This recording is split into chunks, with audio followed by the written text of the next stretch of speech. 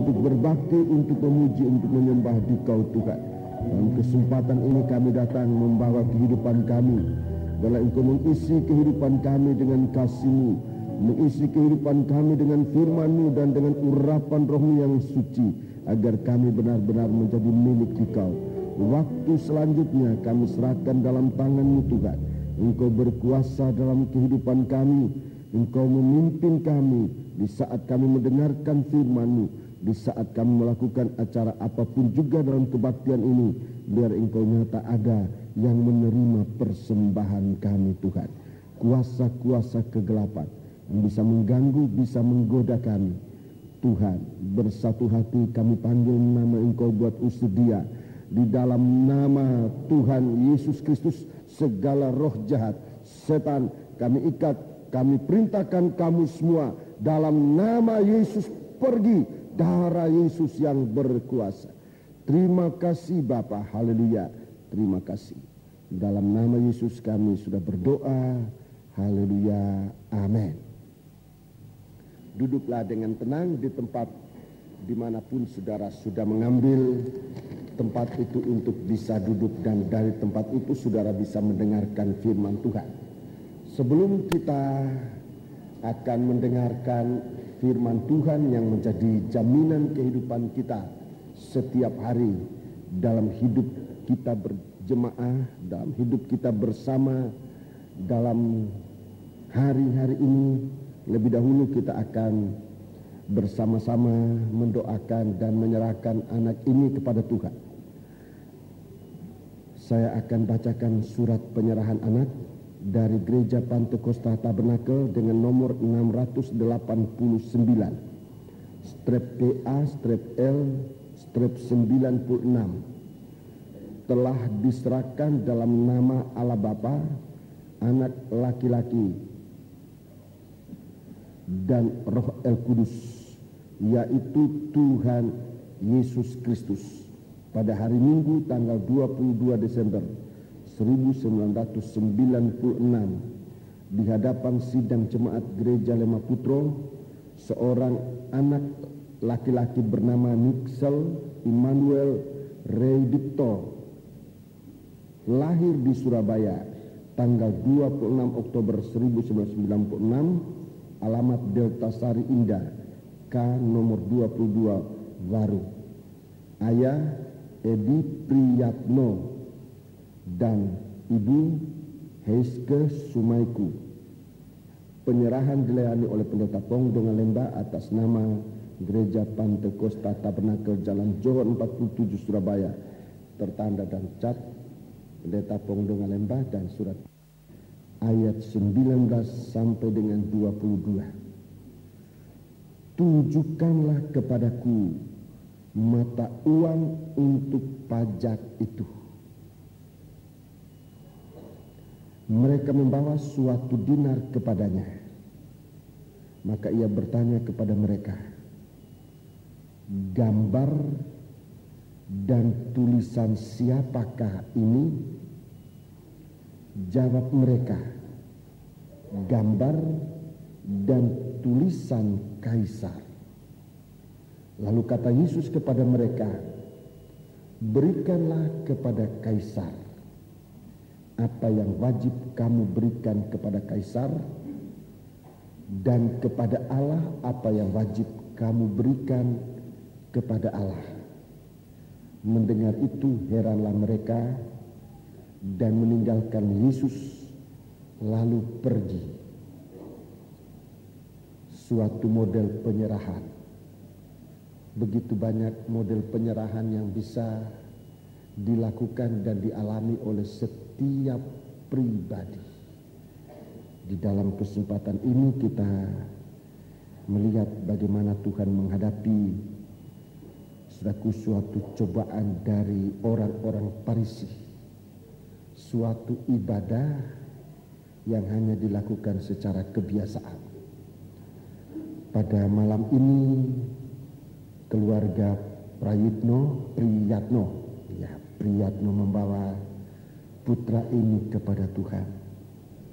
Saya juga sebagai gembala mengharapkan penyerahan ini sudah berlaku dengan segala ketulusan hati suami istri.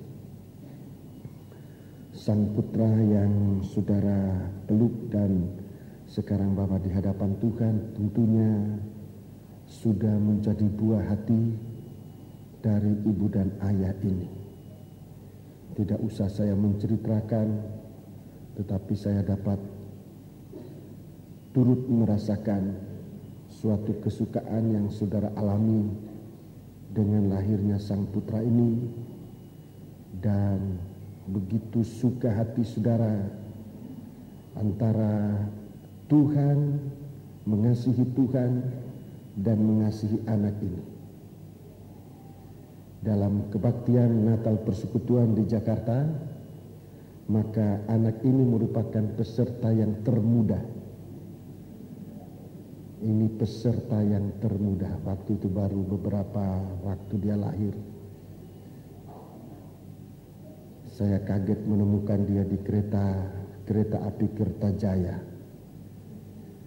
Seandainya saya tahu duluan, pasti dia tidak bisa ikut.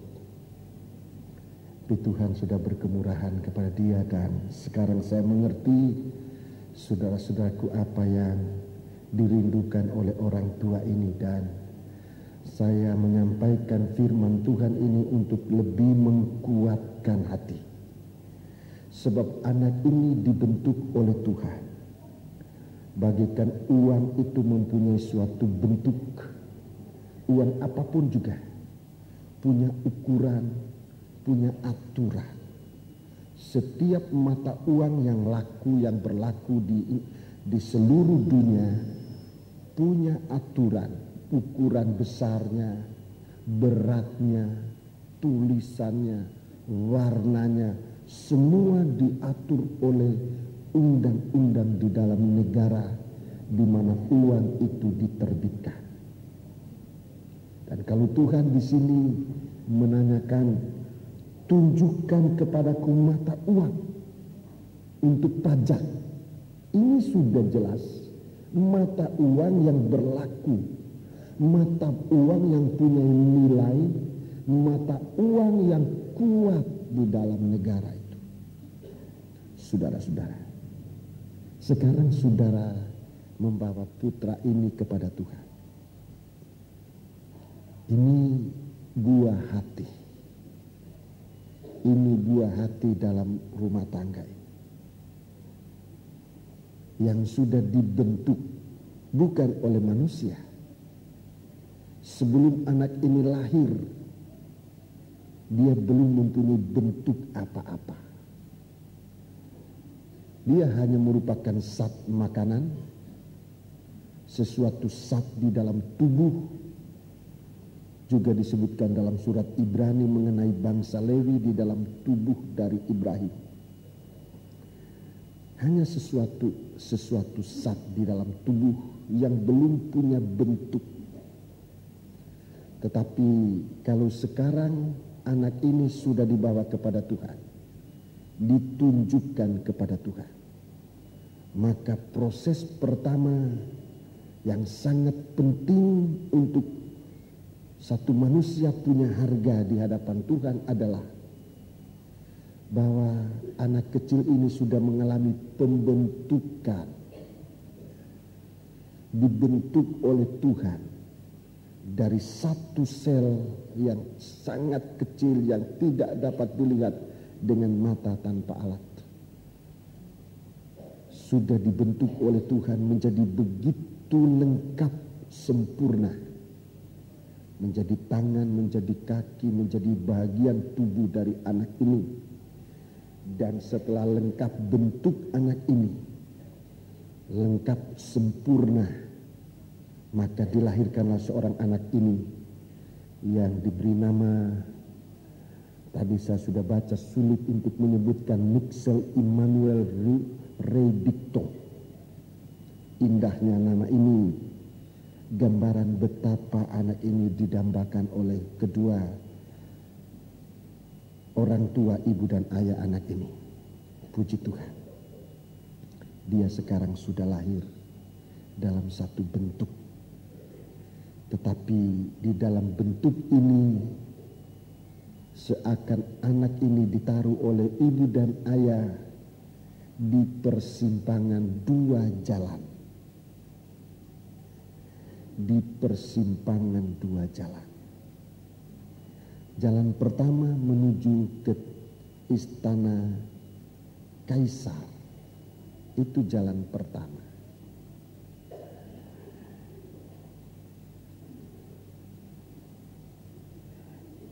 Jalan yang kedua, tetapi itu nanti harus merupakan jalan yang terpenting. Jalan menuju ke tahta Allah, ke rumah Allah, untuk menjadi milik Tuhan. Kehidupan anak ini di saat bayi ini dalam pangkuan saudara, tadinya sebelum saudara bawa, dia berada di simpangan jalan. Tetapi sekarang setelah saudara bawa kepada Tuhan, saya mulai yakin dan akan lebih yakin bahwa arah jalan yang saudara pilih adalah jalan tidak menuju kepada Kaisar, tetapi menuju kepada Allah. Semoga demikian. Jadi untuk suatu waktu kita melihat bahwa anak ini bukan miliknya Kaisar atau siapapun juga, tetapi anak ini nanti akan menjadi miliknya Allah. Persoalan sekarang dan untuk saat ini, persoalan sebenarnya sudah terjawab, yaitu bagaimana saudara menulis dan memberi suatu gambaran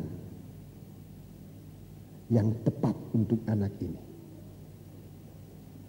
Dia sudah dibentuk, tetapi gambaran siapa yang akan nyata di dalam bentuk ini? Saudara-saudaraku, supaya gambaran ini akan menjadi lebih hari lebih nyata, anak ini menjadi milik Tuhan. Sejak nikah sesungguhnya gambaran itu sudah mulai diberikan, namun masih samar-samar. Waktu anak ini di dalam kandungan, gambaran itu sebelumnya mulai dijelaskan. Tetapi saat sekarang diserahkan kepada Tuhan, maka biarlah gambaran ini menjadi sangat jelas. Untuk hari-hari depan, gambaran ini akan lebih dipertegas lagi. Baik warnanya maupun modelnya, menurut peta dan gambaran Allah. Jangan ada gambaran lain. Jangan ada gambaran lain yang harus membentuk, merubah bentuk yang sudah diberikan oleh Tuhan. Dan tadi saya katakan, kalau Allah sudah membentuk anak ini di dalam rahim ibu, maka lanjutkan bentukan ini sesuai dengan gambar dan peta Allah. Mengapa harus demikian? Sebab seseorang manusia yang menurut peta dan gambar Allah, saudara-saudaraku, adalah seorang manusia yang benar-benar kuat dan berpotensi untuk dapat melawan segala bentuk percobaan yang datang dalam hidup ini. Kehidupan manusia banyak kali kalah dalam percobaan. Mengapa? Sebab manusia lupa atau sudah merusakkan gambar Allah dalam hidupnya. Waktu Tuhan memberikan gambar Allah kepada Adam dan Hawa, Tuhan sertai dengan perkataan, kuasailah bumi ini, kuasailah ikan-ikan di laut, kuasailah binatang-binatang yang di darat, kuasailah binatang-binatang yang ada di udara, unggas-unggas yang udara, binatang-binatang yang melata di bumi ini engkau kuasai. Ini diberikan oleh Tuhan kepada manusia yang punya gambar dan peta Allah. Manusia yang dikalahkan oleh percobaan oleh sebab dia lupakan gambar peta Allah.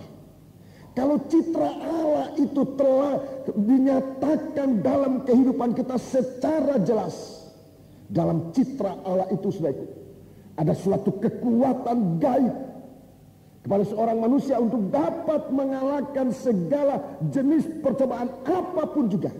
Yang ini dilupakan oleh manusia. Dalam hidup kita manusia, kita lupakan dan kita rusakkan citra Allah dalam kehidupan kita.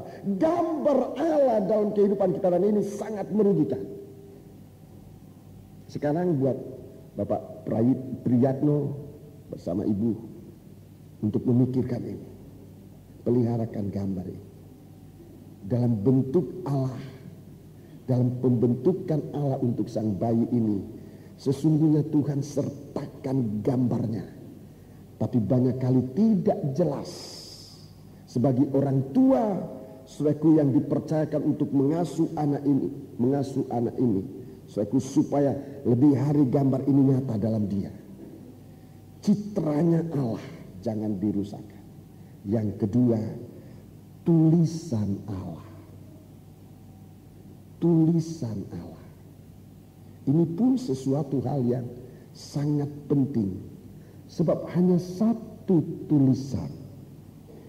Hanya satu tulisan yang diukir oleh Allah, saudaraku. Di dalam hal dia menciptakan manusia. Bahwa Allah mengasihi manusia. Hanya itu. Kalau Tuhan menebus kita hanya karena kasih-Nya. Kalau Tuhan memiliki kita hanya karena kasih-Nya. Itu sebabnya tulisan ini, tulisan tentang kasih dalam hidup anak ini, lewat firman Allah yang nanti didengar, yang nanti ditulis dan diukirkan dalam anak ini, harus lebih jelas ditulis oleh Tuhan di dalam indera kita, dalam akal kita, dalam hati kita, dalam bibir kita, dalam perbuatan kita, bahwa kita milik Allah. Tulisan itu membuktikan kita miliknya Tuhan. Dan kalau kita milik Tuhan, kita dibela dan dilindungi oleh Tuhan. Jadi dua hal ini yang kita perhatikan. Gambar dan tulisan. Biar gambar yang ada adalah gambar Allah untuk tampil sebagai pemenang. Biar tulisan adalah tulisan Allah. Allah itu kasih adanya supaya kita menjadi milik Allah. Ini baru merupakan sesuatu harta yang laku di dalam kerajaan surga. Apa yang bisa masuk di dalam kerajaan surga nanti adalah semua membawa gambar Allah dan terbukti adalah milik Allah. Itu sebabnya, saudaraku, anak ini jangan ada di simpang jalan, saudaraku. Mulai dari bayi ini dia harus sudah dibawa pasti ke jalan Allah. Hanya satu jalan. Jangan di persimpangan jalan. Begitu banyak kehidupan, saudaraku, sampai sudah saat dewasa, sudah saat remaja, sudah saat menjadi kaum muda, masih di simpang jalan. Banyak kali kesalahan kita orang tua yang terlambat membawa kehidupan anak-anak ini kepada Tuhan. Bagi orang-orang tua yang ada, secara waktu mungkin kita katakan saya sudah terlambat. Anak saya sudah terlalu jauh ikut jalannya dunia ini. Malam hari ini sudah mendengar berita. Suara Allah berkuasa. Jika saat ini saudara percaya pada firman Allah, Ia memindahkan, jangankan dari jalan, tetapi memindahkan kita dari maut kepada hidup, Itu sebabnya serukan kepada Tuhan. Dalam doa penyerahan anak ini, saya akan mengajak semua ibu-ibu dan ayah yang mungkin anaknya sudah memilih jalan yang menyimpang, bukan jalan Allah. Saudara masih mendapat kesempatan mendoakan anak ini. Dia dibawa kembali kepada Tuhan untuk menjadi milik Tuhan, hidup pada satu jalan. Jalan yang namanya jalan kehidupan, jalan kebenaran, dan jalan kehidupan yang kekal. Jalan itu kita harus berada untuk sampai kepada Tuhan. Jadi anak ini sekarang tidak lagi di simpang jalan, tetapi dia harus ditaruh pada jalan yang benar, jalan kebenaran. Jalan itu pula jalan kehidupan untuk sampai dikatakan menjadi milik Tuhan. Bawalah anak ini kepada Tuhan. Kita bangkit berdiri, para tua-tua saya mohon menyertai Tuhan. Kita akan segera lanjut dalam meriksa firman Tuhan, dan kita akan membuka di dalam kitab Wahyu pasal yang kedua. Kitab Wahyu pasal yang kedua. Kitab Wahyu pasal yang kedua, kita membaca kembali ayat 12 dan ayat yang ke-17. Ayat 12 dan ayat yang ke-17 sampai dengan ayat yang ke-17. Dan tuliskanlah kepada malaikat jemaat di Pergamus, inilah firman Dia yang memakai pedang yang tajam dan bermata dua. Ya, terus. Aku tahu di mana engkau diam, yaitu di sana, di tempat takhta iblis, dan engkau berpegang pada namaku, dan engkau tidak menyangkal imanmu kepadaku, juga tidak pada zaman Antipas, saksiku, yang setia kepadaku, yang dibunuh di hadapan kamu, di mana iblis diam. Tetapi aku mempunyai beberapa keberatan terhadap engkau.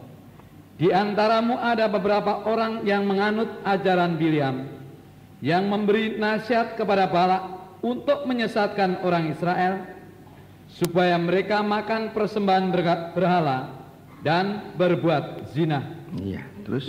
Demikian juga ada padamu orang-orang yang berpegang kepada ajaran pengikut Nikolaus. Iya, terus. Sebab itu bertobatlah.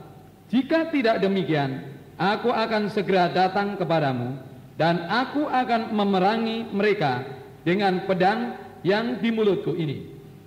Siapa bertelinga, hendaklah ia mendengarkan apa yang dikatakan Roh kepada jemaat-jemaat. Iya, terus. Barang siapa menang, kepadanya akan kuberikan dari mana yang tersembunyi. Iya, mana yang tersembunyi.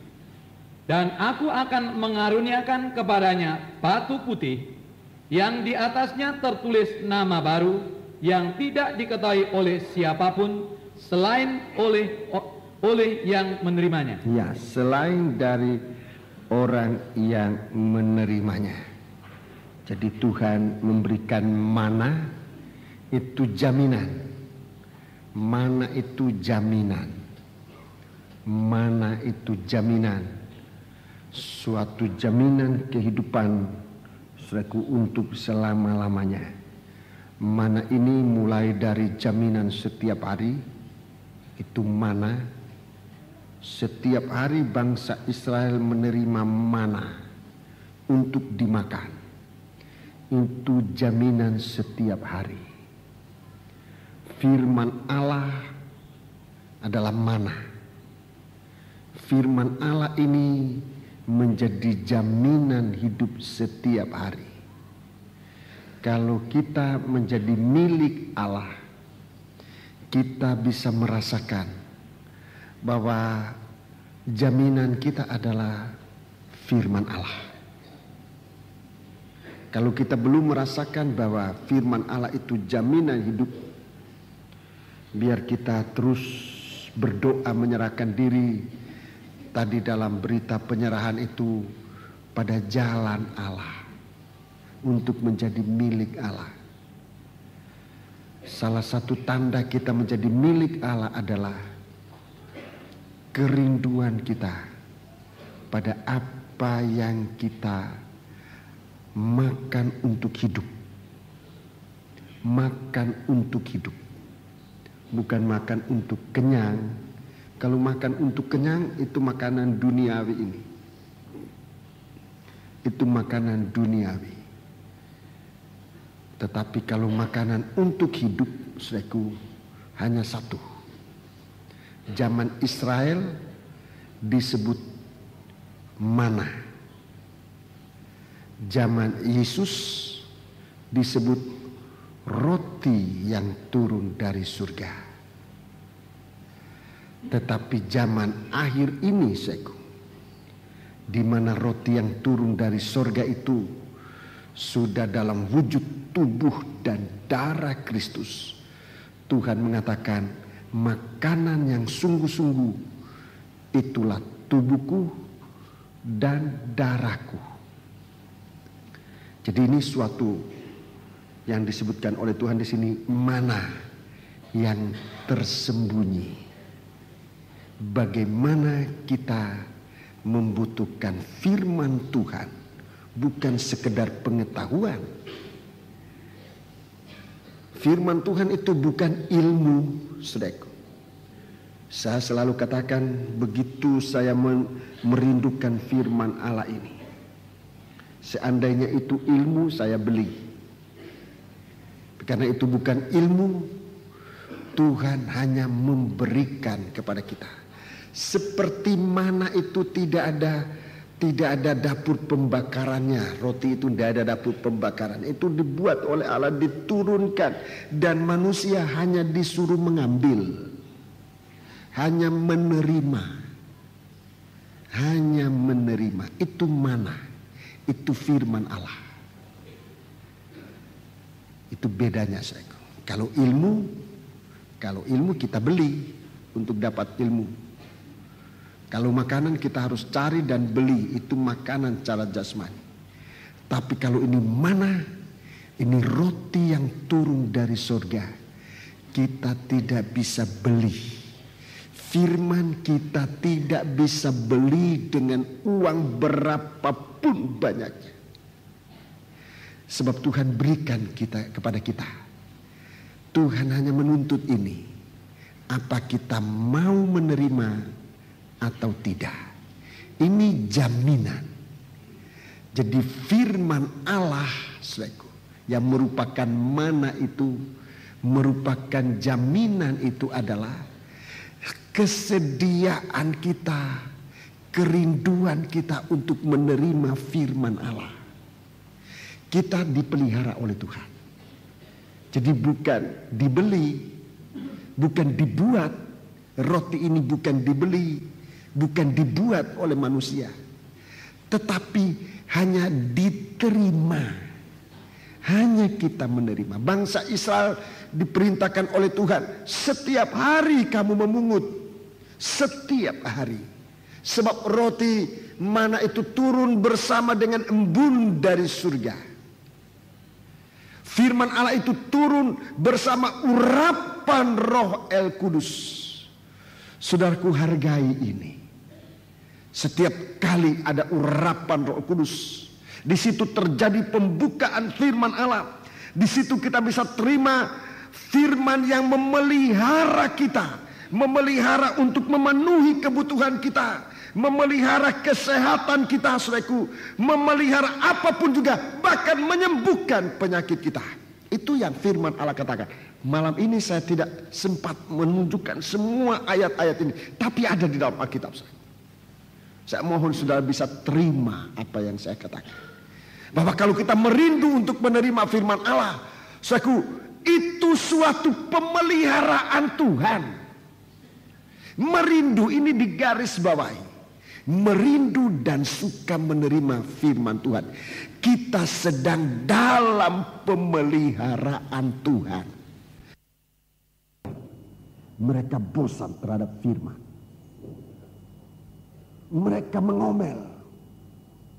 Mereka mengomel terhadap firman. Justru menghadapi mendekati mereka akan masuk ke negeri Kanaan. Ini terjadi. Sebab dari tahun ke tahun, dari hari ke hari, bulan ke bulan, tahun ke tahun, mereka makan mana. Mereka menjadi bosan. Dan mereka menghinakan Tuhan dengan mana ini. Dan apa yang Tuhan lakukan? Tuhan izinkan bangsa Israel ini digigit oleh ular yang sangat berbisa. Ular tedung. Ular beludak yang sangat berbisa. Setiap satu kali gigitan mati. Tiap gigitan mati. Begitu banyak orang mati. Bukan karena pedang, tapi karena gigitan ular ini. Tidak ada obatnya. Tidak ada obatnya. Tuhan perintahkan Musa, dirikan satu tiang dan gantungkan itu seekor ular tembaga. Seekor ular tembaga. Siapa yang digigit dan dapat memandang ular itu, dia hidup. Dalam Injil Yohanes pasal 3, seekor ular itu disebutkan, itu disamakan dengan Yesus yang disalibkan di atas gunung Golgota. Sampai hari ini, kalau saya tidak salah mengetahuinya, itu apotek, pokoknya bagian obat-obat ngambil ini, simbol ini sebagai simbol kuasa kesembuhan dalam obat-obat yang digunakan. Ini mana? Jadi perhatikan baik-baik. Dan saya katakan itu pemeliharaan hidup. Memenuhi kebutuhan, memelihara dan sebagainya.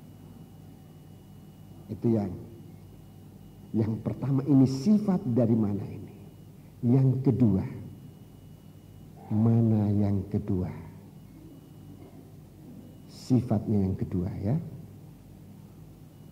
Untuk hari Sabat. Mana untuk hari Sabat? Itu dikumpul pada hari yang ke-6. Hari Sabat itu hari yang ke-7. Dan mana untuk hari yang ke-7 itu diambil bukan hari yang ke-7, tapi diambil pada hari yang ke-6. Sudah perhatikan, ini ada suatu perbedaan sifat. Sebab 5 hari sebelumnya, setiap hari hanya boleh diambil sesuai kebutuhan hari itu. Kalau diambil lebih, mana itu berbau busuk. Tidak bisa digunakan. Hanya cukup untuk seorang sehari segomer. Lebih dari itu tidak bermanfaat. Tapi pada hari yang ke-6 ada dua gomer diizinkan oleh Tuhan. Hari yang ke-6 itu tahun yang ke-6.000. Hari yang ke-6 bicara tahun yang ke-6.000. Kalau dihitung menurut Alkitab ini, tahun kita sekarang adalah tahun yang ke-6.000. Hanya kurang, kalau menurut kalender umum, hanya kurang 4 tahun. Sudah sampai pada habisnya tahun yang ke-6.000. Dari Adam sampai Ibrahim 2000 tahun. Dari Ibrahim sampai Tuhan Yesus lahir ada 2000 tahun. Jadi sudah 4000. Dari Yesus lahir mati sampai dia datang kembali diperkirakan juga ada 2000 tahun. Jadi kalau sekarang tahun 1996 tahun Masehi, berarti kurang 4 tahun. Saudara dengarkan baik-baik, jangan salah mengerti yang saya katakan ini, sebab banyak kesalahan ini. Oh, pendeta ini, pendeta itu katakan tinggal 4 tahun Tuhan datang. Bukan 4 tahun lagi Tuhan datang. Kalau Tuhan datang bisa malam ini, bisa besok, tidak ada seorang pun yang tahu. Tapi yang kami katakan 4 tahun lagi sudah tahun yang ke-2000. Tolong diingat ini. Jadi jangan salah ngomong. Oh, tadi saya dengar di gereja pendeta Pong bilang tinggal 4 tahun Tuhan datang. Saya enggak ngomong gitu. Tinggal 4 tahun mencapai tahun yang ke 2000. Tetapi soal Tuhan datang, bayangkan 2000 tahun yang lalu Tuhan katakan sudah dekat. Apalagi sekarang sudah sangat dekat. Sekarang jangan kita menjadi orang pengolok-olok terhadap tahun itu. Tapi terhadap hari kedatangan Tuhan. Tapi kita harus waspada. Apa yang kita waspadai, saudara? Kalau soal selamat, kita sudah selamat. Sudah percaya? Bukan perkataan ini perkataan untuk sombong-sombongan.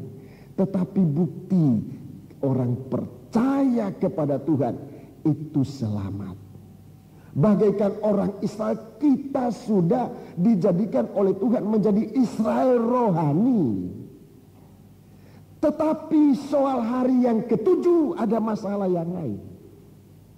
Hari yang ke-7, saudaraku, sesudah 6.000 tahun ini, saudaraku, ada satu hari 1.000 tahun itu bicara tentang kerajaan 1.000 tahun. Kerajaan 1.000 tahun ditandai dengan perhentian. Disebut itu kerajaan 1.000 tahun damai.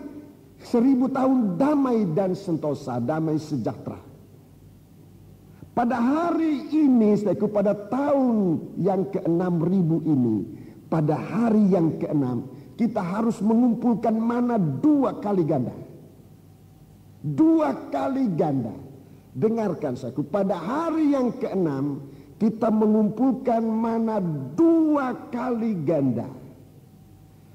Gomer yang pertama, gandaan yang pertama, saudaraku, untuk kebutuhan kita yang tadi saya katakan, untuk keperluan kita setiap hari, itu harus. Tapi yang kedua adalah bekal untuk hari yang ke-7. Untuk hari yang ke-7. Bekal untuk hari yang ke-7. Saudara-saudaraku, bersamaan dengan menerima mana yang disebutkan di sini, mana yang tersembunyi, itu artinya mana yang belum dimanfaatkan. Tersembunyi itu artinya disimpan, dipelihara, disimpan untuk pemanfaat di masa berikut. Itu artinya tersembunyi. Kalau saudara simpan makanan dalam kulkas, itu disimpan untuk kesempatan berikut, atau untuk hari berikut, atau di gudang, atau di mana saja. Kalau dikatakan sini mana tersembunyi, itu artinya mana yang disimpan untuk hari berikutnya. Hari berikutnya itu adalah hari Sabat, perhentian. Sabat yang besar adalah tahun damai. 1.000 tahun lamanya itu damai. Kita menerima firman Allah sekarang, selain untuk memelihara kehidupan kita hari ini, firman Allah yang memberikan kita damai. Hari ini harus kita miliki damai itu lewat firman. Kalau kita mau masuk dalam kerajaan 1.000 tahun, saudaraku, ditentukan hari ini. Kalau kita tidak memiliki damai, kita tidak ada nama di kerajaan 1.000 tahun. Kalau hari ini kita tidak mau berdamai, saudaraku, pertama, berdamai dengan Allah. Firman Tuhan yang datang membawa kita pendamaian dengan Allah. Saudara-saudara, jangan memimpi masuk, tidak usah kerajaan surga, masuk di Firdaus, masuk kerajaan 1.000 tahun pun kita tidak bisa. Mengapa? Sebab nama tidak tertulis. Bersamaan dengan memiliki mana dalam ayat 17, kita juga menerima batu putih di mana nama kita tertulis. Kita perlu berdamai dengan Tuhan, saudaraku. Nomor 1. Kita tadi menjadi seterunya Tuhan. Tapi kalau kita mau masuk dalam kerajaan 1.000 tahun, saudaraku, kita perlu berdamai dengan Tuhan. bersamaan dengan turunnya firman, saudaraku, yang kita terima, yang memelihara kehidupan kita, menjamin kehidupan kita, jaminan sehari-hari. Tuhan berikan firman untuk memberikan kita damai dengan Allah. Damai dengan Allah dilihat dalam sikap kita waktu kita beribadah. Dilihat oleh Tuhan waktu kita melayani Tuhan. Tuhan yang tahu isi hati manusia. Dengan kuasa firman-Nya. Sejauh mana kita duduk damai saat firman Tuhan disampaikan. Bagaimana hati kita damai saat kita melayani Tuhan. Bagaimana kita damai saat kita melayani sesama. Tuhan dapat melihat itu, saudara. Dan ini kita tidak harus anggap ringan. Itu sangat penting. Damai kita dengan Allah dinyatakan dalam saat kita beribadah, saat kita melayani Tuhan, saat kita hidup bersama dengan Dia. Apa kita damai dengan Dia atau kita menjadi seterunya Tuhan? Kita tidak damai, kita tidak bisa tenang dalam ibadah, istimewa dalam pemberitaan firman. Saat kita memuji Dia, saat kita menyembah Allah, itu sebabnya selalu saya berikan suatu arahan bagi kita sekalian untuk menghormati saat kita mendengar firman. Saat kita menyembah Allah, jangan hilir mudik. Saat kita memuji Tuhan, satu sikap bahwa kita adalah milik Allah, kita berdamai dengan Dia. Sebab di saat itu, saudaraku, saat batu putih diberikan kepada kita. Batu putih itu di dalamnya ditulis nama yang rahasia. Seperti mana ini tersembunyi, nama itu pun tersembunyi. Tolong baca ayat 17 kembali. Jadi bersamaan itu, saudaraku. Ayat 17. Siapa bertelinga, hendaklah ia mendengarkan apa yang dikatakan Roh kepada jemaat-jemaat. Perhatikan. Barang siapa menang, kepadanya akan kuberikan dari mana yang tersembunyi. Ya, ini mana yang tersembunyi dimulai dengan ini, dengan firman yang mendamaikan kita dengan Allah. Firman yang mendamaikan kita dengan Allah. Terus, dan aku akan mengaruniakan kepadanya batu putih. Ya, bersama dengan damai ini Tuhan berikan batu putih. Terus? Ya, yang di atasnya tertulis nama baru. Ya, ditulis di atasnya ditulis nama baru. Terus? Yang tidak diketahui oleh siapapun, ya, selain oleh yang menerimanya. Ya, jadi kita dibaharui oleh Tuhan. Kita dibaharui oleh Tuhan. Saudara perhatikan, bagaimana kita mendapat mana yang tersembunyi ini. Bagaimana kita mendapat, memperoleh mana yang tersembunyi. Kalau mana jaminan sehari-hari, kita hanya menerima. Hanya menerima. Itu saja, merindukan untuk menerima, itu aja. Tetapi kalau mana yang tersembunyi, itu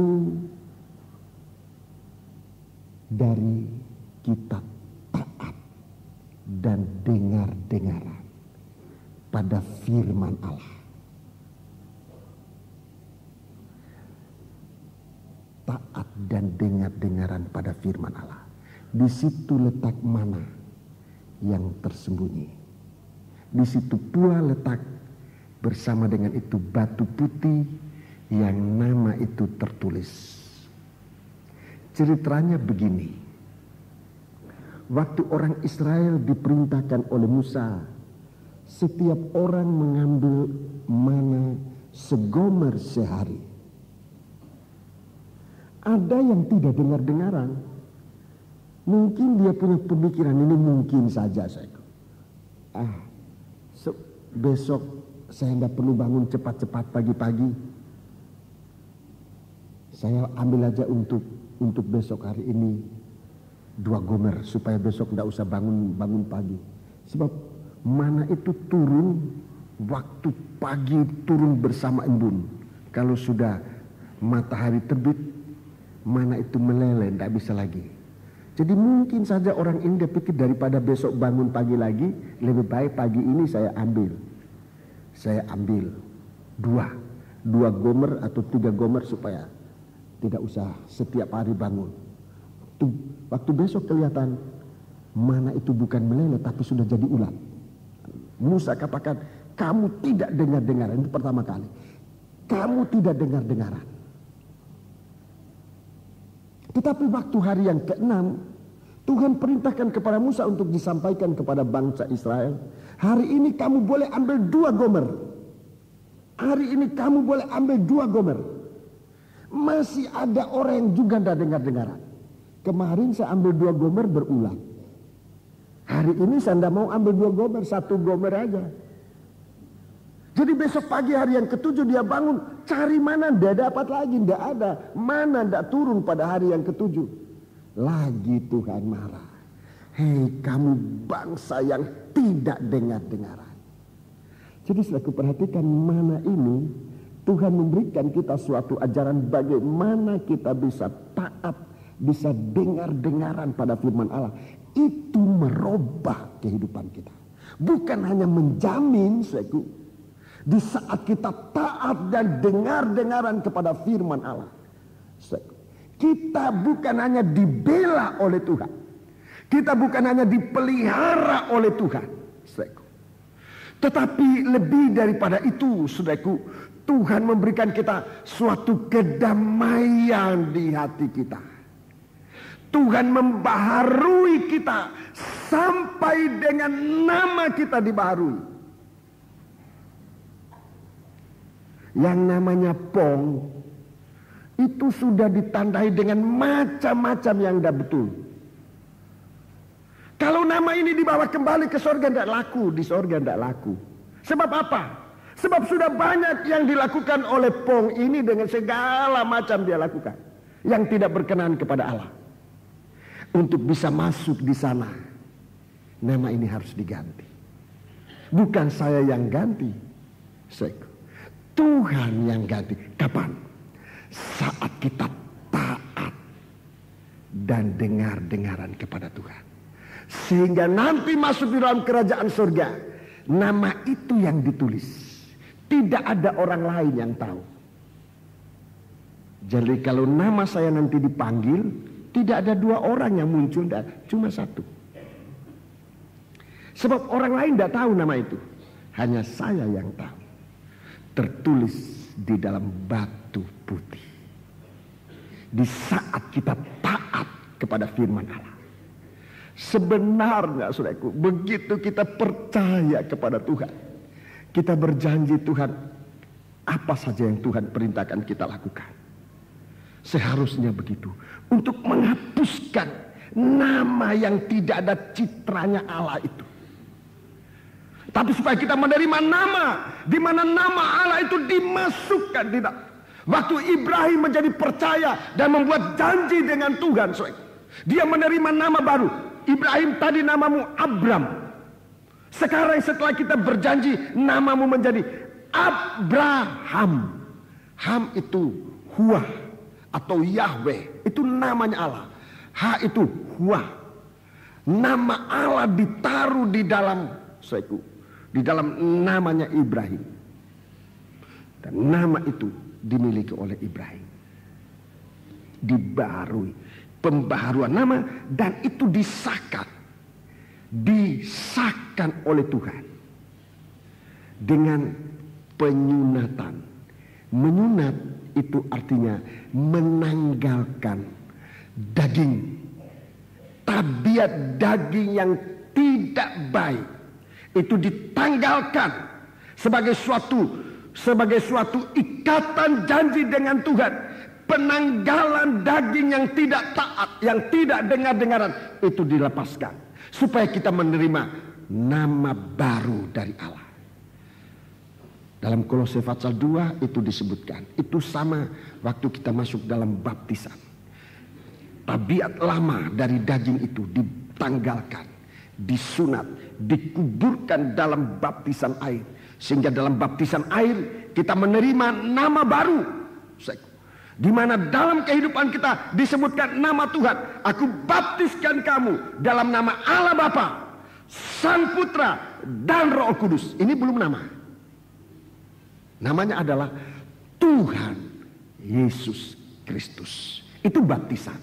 Di dalam baptisan, kita mengkuburkan tabiat daging yang ditandai dengan dosa dan kehidupan lama untuk menerima pembaharuan nama di dalam nama Yesus Kristus. Jadi kalau baptisan itu belum menyebutkan nama, saudara-saudaraku, saya anjurkan untuk baptisan itu dilengkapi dengan nama. Nama Bapa, Anak, dan Roh Kudus itu belum nama. Belum nama. Bapa banyak Bapa. Bapa siapa? Aku datang dalam nama Bapa. Bapa siapa? Bapa siapa? Banyak Bapa. Semua ini, apalagi di Indonesia, di mana-mana Bapa. Banyak Bapa. Tapi namanya siapa? Dalam nama anak. Anak, banyak anak. Namanya siapa? Demikian dalam baptisan air. Dalam nama Bapa, Anak, dan Roh Kudus, yaitu Tuhan Yesus Kristus. Dalam penyerahan anak tadi juga, dalam nama itu saya masukkan nama Allah Bapa, Anak, dan Roh Kudus, Tuhan Yesus Kristus. Itu nama. Ini penting, saudara. Dari mana kita bisa? Nama yang tadi saya katakan kita peroleh karena kita taat, kita dengar-dengaran. Itu diambil dalam Filipi 2. Mari kita baca dalam Filipi pasal 2. Dalam Filipi pasal 2, di situ nama itu disebutkan. Filipi pasal 2 ayat yang kelima. Ayat yang kelima dan sampai dengan ayat yang ke-11.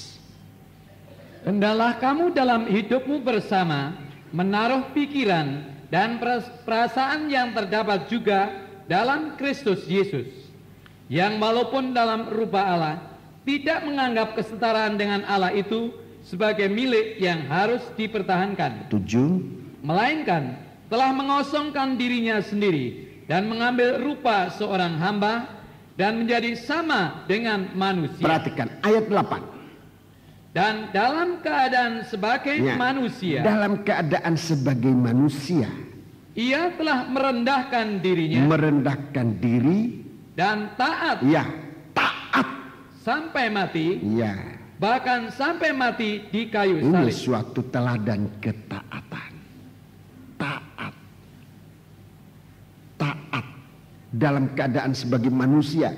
Kita tadinya mendapat nama-nama yang namanya manusia ini, saudaraku, ditandai dengan ketidaktaatan. Itu harus dibaharui untuk menerima, saudaraku, mana dan batu putih itu perlu ketaatan ini. Coba ayat 9. Itulah sebabnya Allah sangat meninggikan dia dan mengaruniakan kepadanya nama di atas segala nama.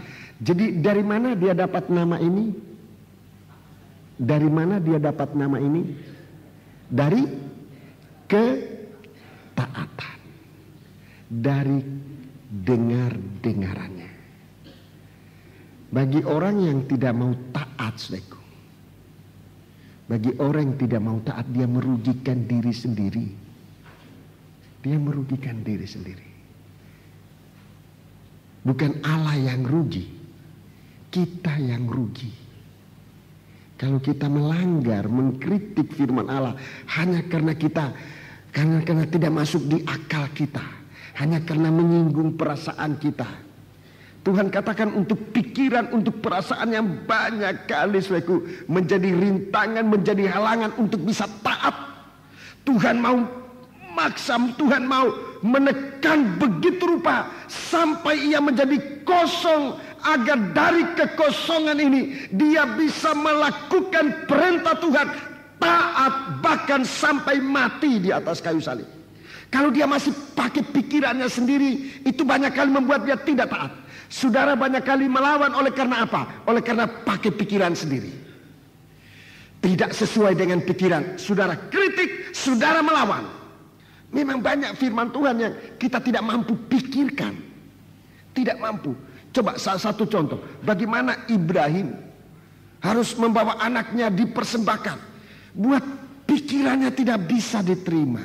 Apalagi pada waktu itu kalau dia rundingkan dengan istrinya Sarah, pasti ibunya tidak memberi anak itu dikorbankan.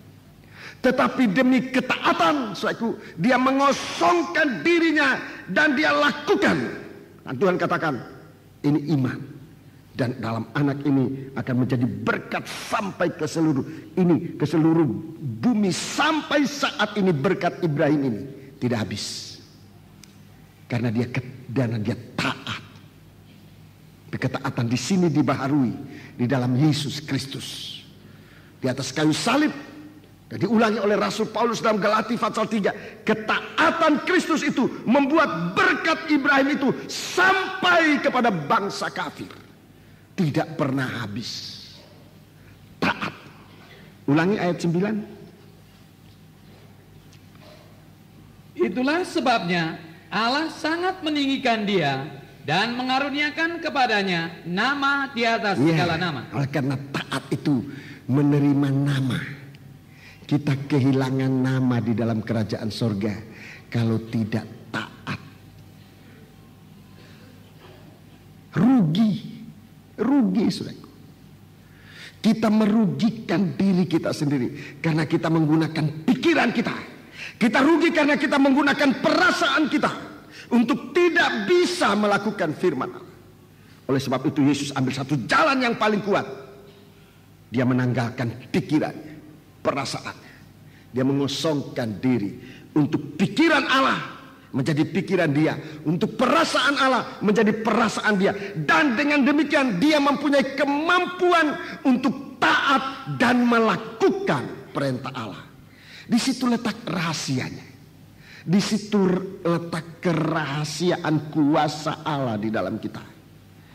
Di saat kita melakukan sesuatu bukan dengan kekuatan kita, bukan dengan akal kita, bukan dengan perasaan kita, tapi dengan pikirannya Allah, dengan perasaannya Allah, dengan kekuatannya Allah, dengan segala sesuatu yang kita terima dari Allah. Dan upahnya ini kita menerima nama yang di dalamnya ayat 10. Supaya dalam nama Yesus bertekuk lutut segala yang ada di langit dan yang ada di atas bumi dan yang ada di bawah bumi, dan segala lidah mengaku Yesus Kristus adalah Tuhan bagi kemuliaan Allah Bapa. Ya, ini lidah yang mengaku Yesus Kristus adalah Tuhan. Ini lidah dari orang-orang yang miliknya Tuhan, orang-orang yang punya nama baru. Orang-orang yang tidak punya nama baru ini, mereka punya lidah tidak mau mengaku Yesus. Mereka menghujat kitab Wahyu. Kitab Wahyu sudah lihat di situ. Jadi orang yang namanya tidak ditulis, mereka tidak memuliakan Tuhan, tapi mereka menghujat. Coba Wahyu 16. Wahyu pasal 16 ayat 11. Dan mereka menghujat Allah yang di surga karena kesakitan dan karena bisul mereka. Tetapi mereka tidak bertobat dari perbuatan-perbuatan mereka. Mereka tidak bertobat dari perbuatan mereka yang melawan Tuhan. Tidak bertobat, tidak taat kepada Allah. Ini banyak ayat-ayat semacam ini, saya tunjukkan satu saja. Banyak. Jadi lidah kalau sampai bisa mengaku Tuhan, itu sudah suatu kemurahan besar dari Tuhan. Itu sebabnya